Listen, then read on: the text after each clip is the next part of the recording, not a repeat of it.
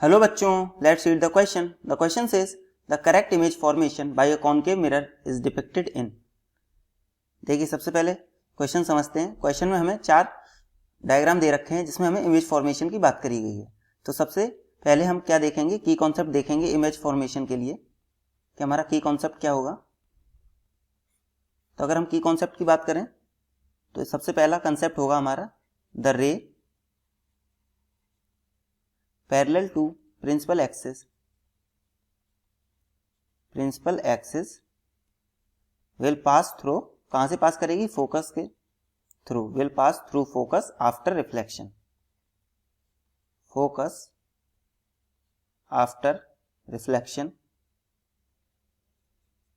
ये तो हो गया हमारा पहला कॉन्सेप्ट. दूसरे की अगर हम बात करें तो दूसरा कॉन्सेप्ट हमारा होगा द रे पासिंग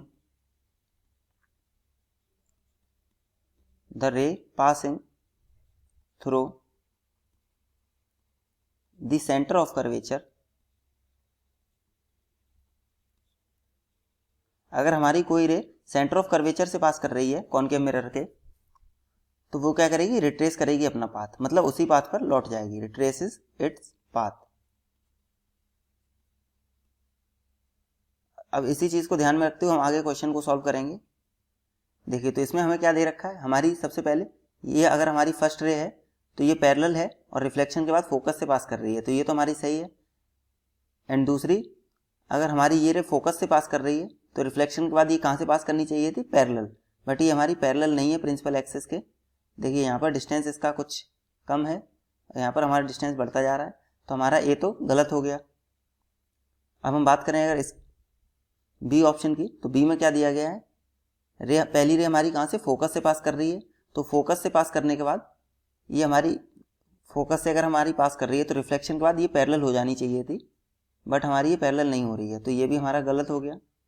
अगर हम सी की बात करें तो ये देखिए, यहाँ से रे पहली रे अगर हम मान रहे हैं तो ये पैरेलल निकल रही है, बट उसके बाद ये हमारी फोकस से पास नहीं कर रही है, तो ये भी हमारा गलत हो गया.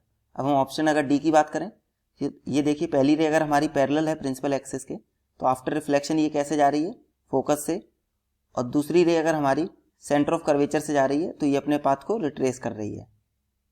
तो this is the correct option. Therefore the correct option of this question is option D. Hope you understood it well. Best of luck. Thank you.